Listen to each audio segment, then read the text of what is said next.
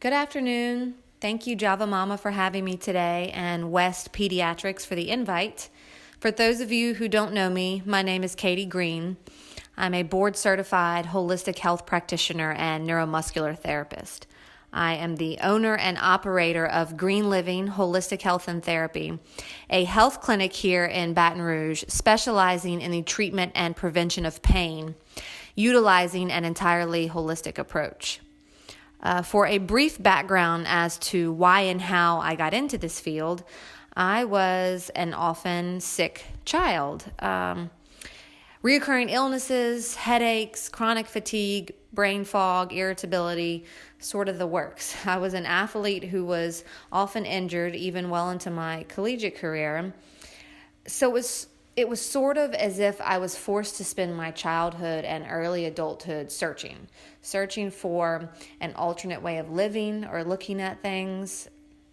It was like there was this subconscious theme around the concept of health. Who's out there educating and teaching about health, and who's helping people to obtain health? And furthermore, what does that even mean? What does health even mean for me, for you, for the next person? It was as if I was very aware that there had to be something missing from this mainstream approach to health, and I was so desperate to discover what that missing link was.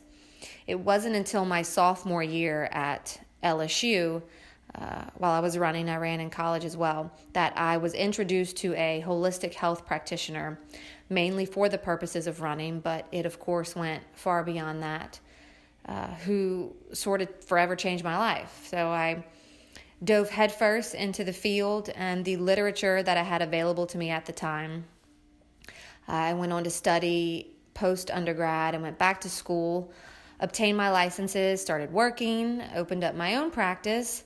Life was good. This new way of living holistically seemed to really be working for me. I was feeling better than I'd ever felt before, by far. I was finally thinking clearly. Business was flourishing and growing every year. Life was good. However, it wasn't until I got pregnant very easily a few years later and had a baby that it was as if I was able to truly put it all to the test, if you will. I can remember having the conscious thought early in my pregnancy, like, okay, I'm growing a human inside of me, and then I'm going to be responsible for keeping that human alive to the best of my ability. This is going to be the ultimate holistic lifestyle test. However, before I get into all of those specifics, here's the thing. I don't typically talk about how I raise my son outside of the privacy and comfort of my own home, mainly because I'm a pretty private person, and also because my business revolves around sports-related injuries and chronic pain, which is typically what I write about and speak about in the public domain. This will be the very first time that I relate my version of holistic health to bearing and raising children to the public, so please bear with me. And mainly for the purpose of, we're all moms, right? We're all doing the same exact job to the best of our ability because we all love our babies more than words can say. And most importantly, we're all very exhausted. And if you're anything like me, a perfectionist, you're constantly worrying if you're doing it right, comparing yourself to another mom or your child to another child, very dysfunctional things. It's exhausting, and I don't care what anyone says, male or female, and as cliche as it may sound, being a mom is the hardest job in the world. And look, before I was a mother, and I would hear that all the time, I would protest silently in my head.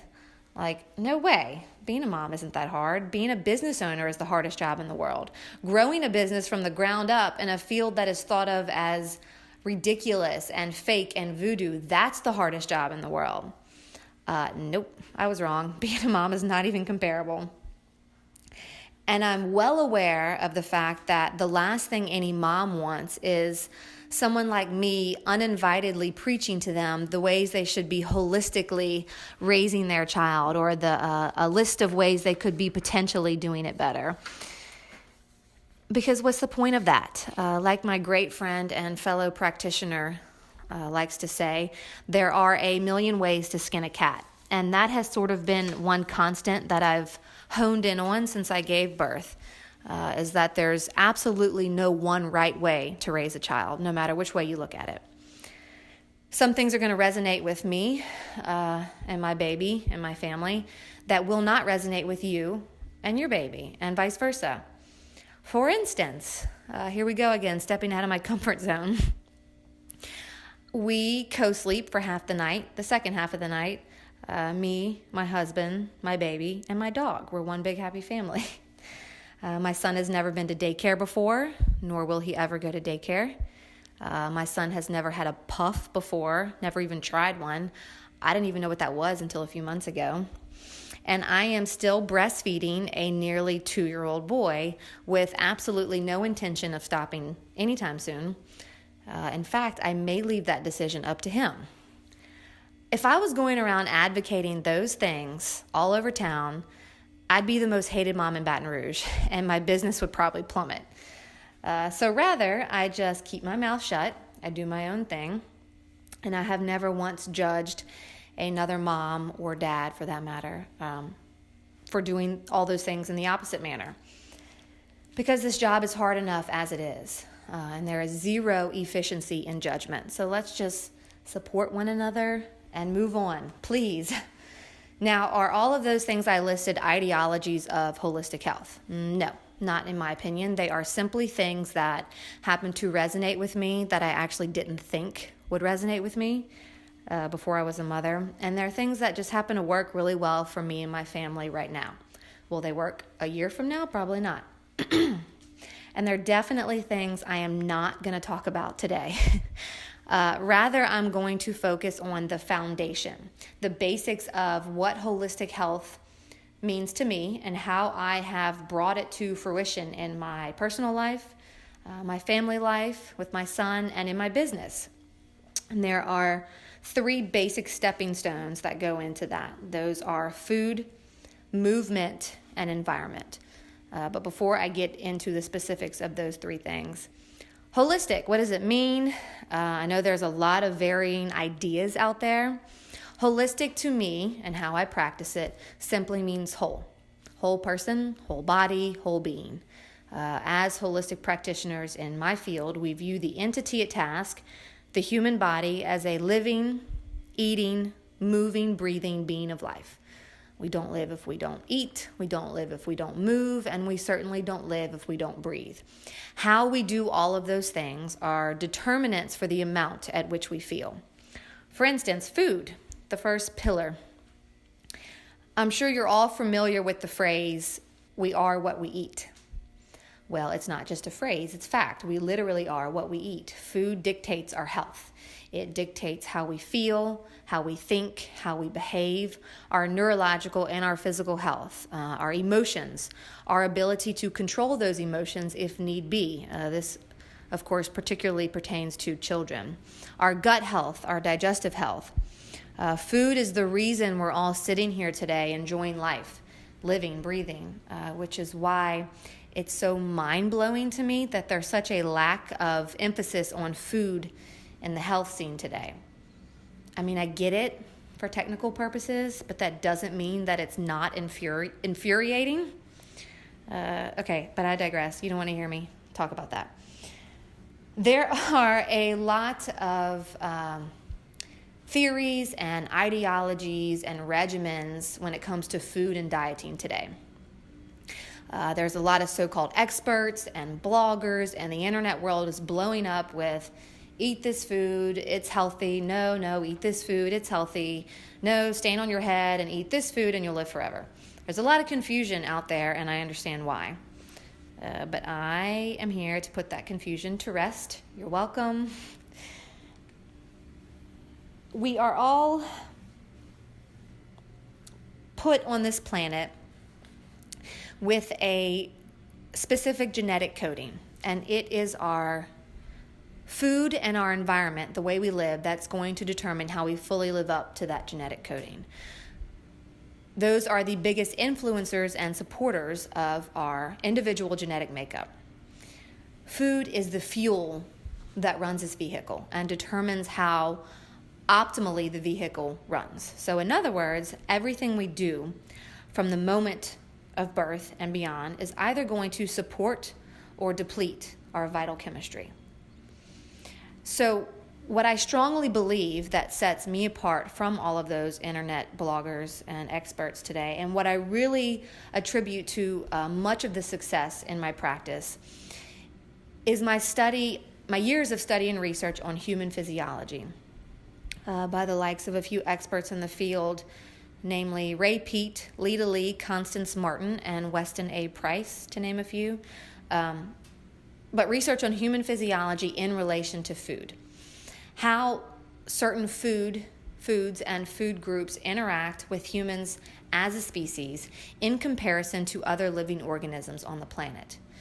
Because we all have entirely different physiological makeups and digestive systems. So foods that accommodate humans, our health and well-being, are going to be totally different than the foods required to accommodate, say, a cow or a fish or a bird, what have you.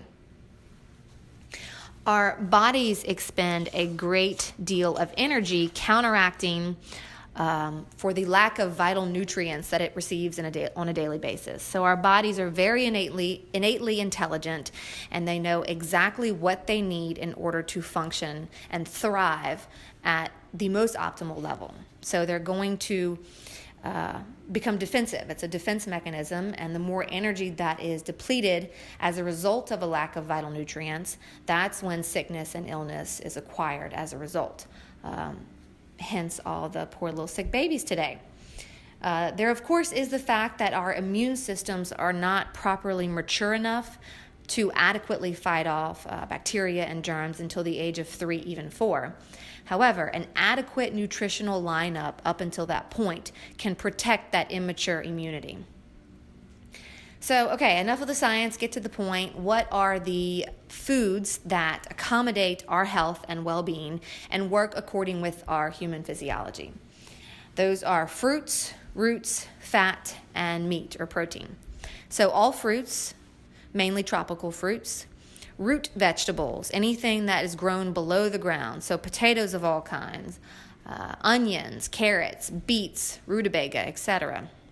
There's a list on the handout that I've given all of you. And fat, meaning saturated fats, the good kind of fat, coconut oil, real butter, olive oil, and our meats, eggs, of course, and red meat, good quality red meat, chicken, breast instead of thigh, unfortunately, seafood, white fish, and shellfish. The foods that are not accommodating, meaning they are not digestible, do not accommodate health for humans, are nuts, seeds, leafy greens, soy. The rest of it is on the list there. You definitely want to stay away from anything involving soy. Those are the very, very basics, right? So it gets a lot more complicated as we get older. It depends largely on our physiological makeup at that moment in time, what's happened to get to that moment in time. But we are all essentially equipped the same digestively at birth. So it is very easy to accommodate a young baby's digestive system, thus accommodating their health. For those of you that are breastfeeding or that plan to again in the future, it's also really crucial to eat according to our human physiology when breastfeeding, because the baby is going to digest or not digest whatever you digest or not digest through your milk. So you're not only accommodating the health of your baby, but you're helping to to increase your milk supply, because again, the body is very intelligent and it knows exactly what it needs. So it's going to do whatever it needs to do when it's getting what it needs. Does that make sense? When eating appropriately and breastfeeding will be very, very easy for you and the baby. Even more so when introducing solids to your babies for the first time. Babies require only the easiest of digestible foods so that they can easily, because their systems are so sensitive, so immature, brand new, right? So that they can very easily digest the foods, absorb the nutrients, and convert those nutrients to energy. ATP. Okay, you can think of energy as our system's lifeline. We're not going to get very far without adequate energy. Okay, enough about that. Moving on to movement, my favorite concept. I don't really like talking about food that much. I love talking about movement. Respecting the concept of a whole body approach when it comes to movement is going to enable your baby and your child ease, flow, and natural ability. So when one body part moves, the body as a whole responds. And starting at infancy, this innate responsiveness plays a very crucial role in every waking, moving moment of life.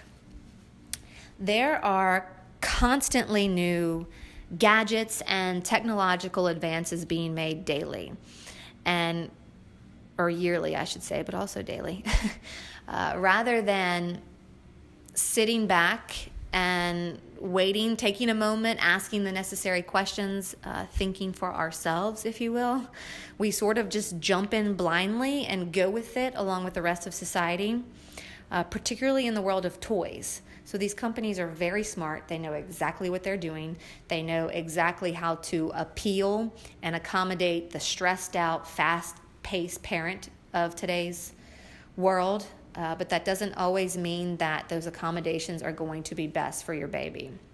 For example, the ever-progressing carriers and walkers and sit-me-up seating arrangements, bumbles or whatever they're called, I don't even know. When using these devices to a habitual extent, motor development is no longer left up to the baby, but rather these devices. And as a result, there is a severe lack in proper muscle maturation. Humans were designed to move and crawl and walk, and there are certain developmental stages that we go through in order to accomplish those milestones. In other words, our bodies innately, again, very intelligent, we know exactly what to do in order to teach ourselves how to do all of those things, how to move for the first time, how to crawl for the first time, how to walk for the first time. If a baby cannot yet sit up on his or her own, it simply means that the baby should not be sitting. Lie them on the ground, on their stomachs preferably. Hold them against your chest by you, your husband, a loved one, whoever. Because all it means is that they are lacking the proper muscles, the muscle strength, stability, duration in order to sit, in order to do the act of sitting. For example, there is a reason that babies are not able to consume solid foods until the age 6 or 7 months old. It's right around the same time that a baby is starting to be able to sit on their own. They're capable now of sitting by themselves. You see, there is a very intricate plan to all of this, and we often get in the way of it. That's the problem with mankind today. It's the same with walking. When you place your baby in a device that fixates the pelvis, thus allowing the legs to move forward, mimicking the motion of walking, it completely disrupts the baby's ever-progressing physiology and motor development muscle system. Furthermore, habitual use of these devices can often delay crawling. And crawling, I see that a lot today. Crawling is the single most important developmental milestone that humans will go through, because the motion of crawling develops the spinal muscles, the postural muscles. And without proper development of our spinal muscles, we lack proper function and protection of our spine. So we're not going to get very far in life without protection of our spine. Crawling should also actually be revisited frequently throughout life at every stage. Children who are sitting in desk in school, athletes, adults who sit at desk all day long, someone trying to rehab an injury. Those spinal and postural muscles play a key role in all of those things.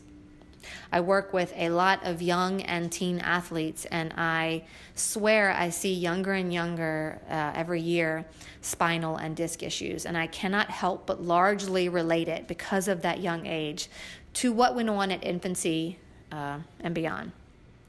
And I'm certainly not blaming this on the parents. There's just a tremendous lack of education on all of this today. That's why I'm here. So the best thing, that I can encourage parents to do is leave the walkers and the sit-me-ups, whatever they're called, off of the registry and leave it up to the baby. Let your baby do its thing. It knows, or he or she knows, what they are doing.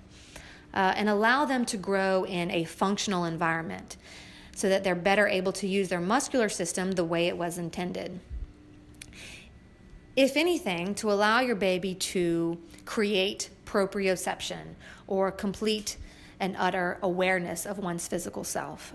It will be the best thing you can do for your child outside of love and affection, trust me. Another important thing to try not to do is to, when babies are beginning to walk for the first time, is to hold their hand too much. Again, the same concept, just let them figure it out, let their muscles figure out what they need to figure out without your constant help.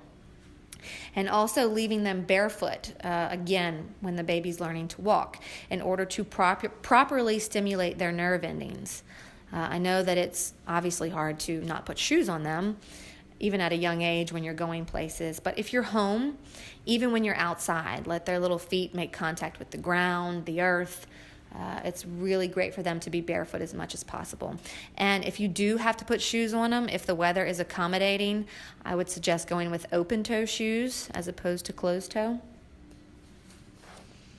Okay, environment. Obviously, food and movement play a large role in our environment because that's what we do and exist on a daily basis. So this is a little something I wrote in an article a while back, and I really liked it. I liked what I wrote. Life is a pre-existing condition. As functional beings, our physiology engineers a brilliantly schemed pattern of facilitation. First, we adapt, then we compensate, followed by a period of decompensation. So what we experience in our environment daily has great power to either rob us of health or refine it, create it, cultivate it. Environmental chemicals and toxins, just like poor food choices, can deplete energy at a rapid rate, as are physiology's defense mechanism. So the last part of my holistic lifestyle, or the way I practice holistically, I guess is the most cliche part of it all, and that's to try as best to keep a chemical-free, toxin-free home. And this, of course, has so much to do with my son. As far as I know, there's been no toxic or harsh chemicals that have come anywhere near him. And this goes for soaps, shampoos, toothpaste, deodorants, cleaners of all kinds, detergents, makeup, and perfume, which I would just say don't wear any perfume. There's a list on your handout, again, of all of my favorite brands that I currently use. They're chemical-free, toxin-free, and very, very effective products for, for me, for my baby, my son, for my house, my husband, the dog, everybody. Everybody benefits. So there you have it. Holistic lifestyle, not that difficult, not that crazy, right? I often say that I know too much about this shit. And because of that, I am likely a little more neurotic than I need to be. So as I preach to my patients outside of my own home, 80-20 or 70-30. So 70% of the time you're doing the best you can to accommodate your health physiologically, to live holistically, or whatever you want to call it. And the 30% of the time that you're not, that you're living your life, whatever, your body will make up for the lack thereof. So lastly, I have a list. So in the beginning, I talked about having a baby, my son, whose name is Landon, sort of being the ultimate holistic test. So I have a list of things as to why it works so well for me and for us. And I was really hesitant about concluding everything this way because I certainly don't want it to come off as I'm bragging or my child is so much better than your child, because that's literally, that's not what I'm doing. I'm just giving examples of how holistic lifestyle has really worked for our family.